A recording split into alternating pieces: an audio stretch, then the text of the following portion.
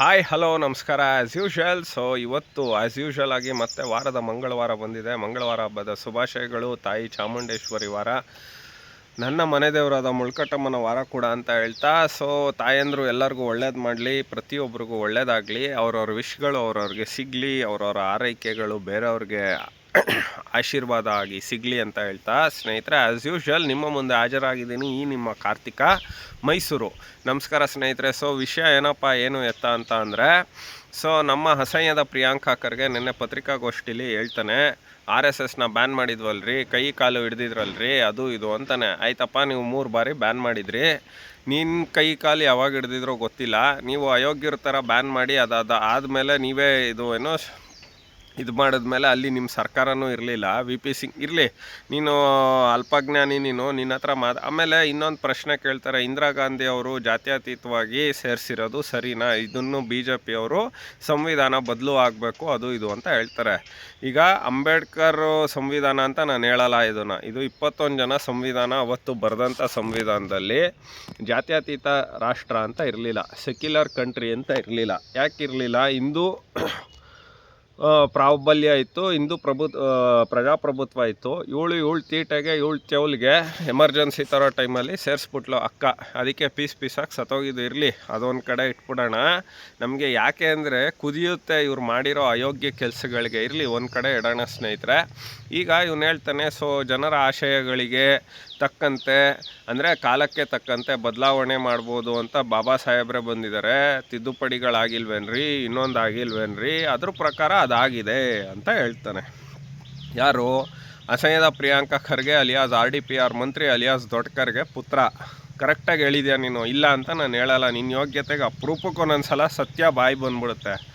ಈಗ ನಾನೊಬ್ಬ ಜನರಲ್ ಮೆರಿಟೋನ್ ಆಗಿ, ನಾನೊಬ್ಬ ಈ ದೇಶದ ಸಂವಿಧಾನನ ಗೌರವ ಕೊಡೋನಾಗಿ, ಈ ದೇಶಕ್ಕೆ ಪ್ರಜೆಯಾಗಿ ನಿನಗೆ ಕೇಳ್ತಾ ಇದ್ದೀನಿ, ಏನಂತ ನೀನು ಹೇಳ್ದಲ್ಲಪ್ಪ, ಕಾಲಕ್ಕೆ ತಕ್ಕಂತೆ ಆಶಯಗಳನ್ನ ಈಡೇರಿಸ್ಬೋದು, ಕಾಲಕ್ಕೆ ತಕ್ಕಂತೆ ತಿದ್ದುಪಡಿಗಳನ್ನ ತರ್ಬೋದು ಅಂತ.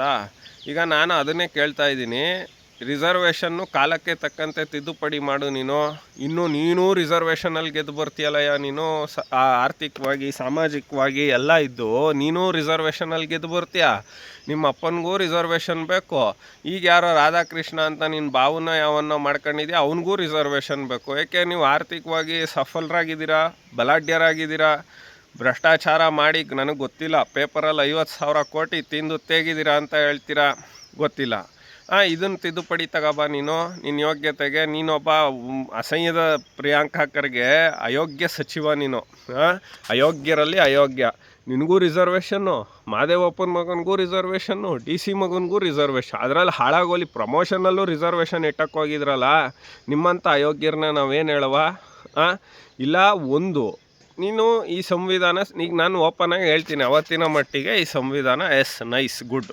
ಇವತ್ತಿನ ಮಟ್ಟಿಗೆ ಈ ಸಂವಿಧಾನ ತಲೆ ಹಿಡಕ್ರಿಗೆ, ತಲೆ ಕಾಕ್ರಿಗೆ, ದುಡ್ಡು ಮಾಡೋರಿಗೆ, ದುಡ್ಡು ಹೊಡಿಯೋರಿಗೆ ಎಲ್ಲ ಇದು ಒಂಥರ ಪೊಲ್ಯೂಟ್ ಆಗೋಗಿದೆ. ಅಂದರೆ ತಿದ್ದುಪಡಿಗಳ ಮೇಲೆ ತಿದ್ದುಪಡಿ, ಯಾವುದೋ ಒಂದು ಕರೆಕ್ಟಾಗಿ ರೂಲ್ಸೇ ಇಲ್ವಲ್ಲ ನಮ್ಮ ಸಂವಿಧಾನದಲ್ಲಿ. ಅವತ್ತು 22 ಜನ, 21 ಜನ, 106 ಜನ ಬರೆದಿರ್ತಕ್ಕಂಥ ಸಂವಿಧಾನ, ವಿ ಸಲ್ಯೂಟ್. ಇವತ್ತು ಇದನ್ನು ಬೈಕಂತೀವಿ, ಅಸಹ್ಯದ ಸಂವಿಧಾನ ಅಂತಲೂ ಹೇಳೋದಕ್ಕೆ ನಾನು ಇಷ್ಟಪಡ್ತೀನಿ. ನೀನು ಎಲ್ಲಿವರೆಗೆ ಇದನ್ನು ಮಾಡ್ತೀಯ?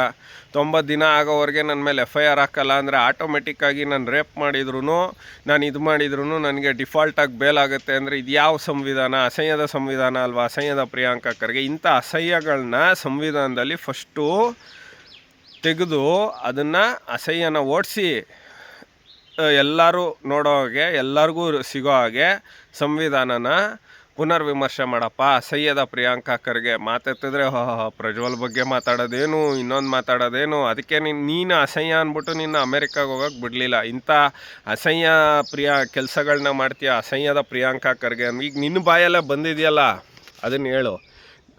ಆಗುತ್ತಾ ನಿನ್ನ ಕೈಲಿ?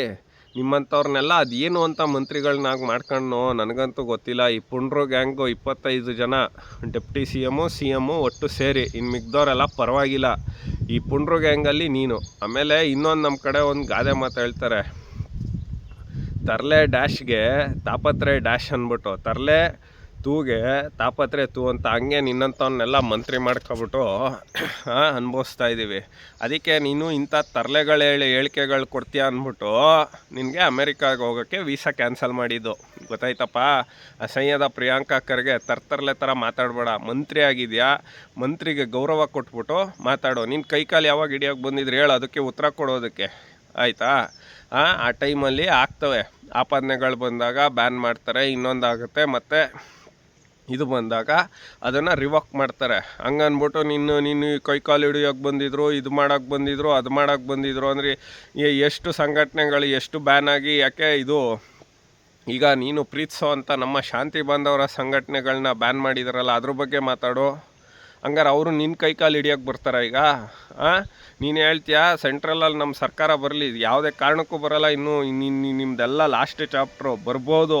ಫಸ್ಟು ಈ ಗಾಂಧಿ ಕುಟುಂಬ, ಈ ಏನು ರಾಹುಲ ಅಪ್ಪಿ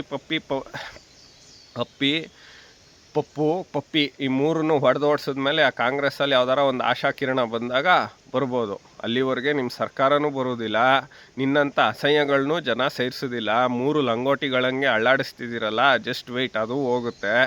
ಸೊ ನೀನು ಫಸ್ಟು ಹೇಳಿದೆಯಲ್ಲ ಬದಲಾವಣೆ ಜಗದ ನಿಯಮ ಅಂತ, ರಿಸರ್ವೇಷನಲ್ಲಿರೋ ಅಸಹ್ಯನ ತೊಲಗಿಸು. ನೀವು MLAಗಳು ಆದವರೇ ಆಗ್ತಿದ್ದೀರಲ್ಲ, ಬೇರೆಯವ್ರಿಗೆ ಚಾನ್ಸ್ ಕೊಡಿ. 2 ಬಾರಿ ಆಗ್ಬಿಟ್ಟು ನೀನು ಜನರಲ್ ಮೆರಿಟಿಗೆ ಬಾ, ಆ ಅಸಹ್ಯನ ತೊಲಗಿಸು. ಇನ್ನೂ ಸುಮಾರು ಅಸಹ್ಯಗಳಿದ್ದಾವೆ, ಅದನ್ನೆಲ್ಲ ತೊಲಗಿಸಪ್ಪ. ಜಗದ ನಿಯಮ ಅಂತ ಹೇಳ್ದಲ್ಲ, ನಾನು ಅದನ್ನೇ ಕೇಳ್ತಾ ಇರೋದು ಅಂತ ಹೇಳ್ತಾ, ಸ್ನೇಹಿತರೆ ಇದಾಗಿತ್ತು ಈ ಹೊತ್ತಿನ ನಮ್ಮ ಅಸಹ್ಯದ ಪ್ರಿಯಾಂಕಾ ಖರ್ಗೆಯ ವಿಶೇಷ. ನಮಸ್ಕಾರ.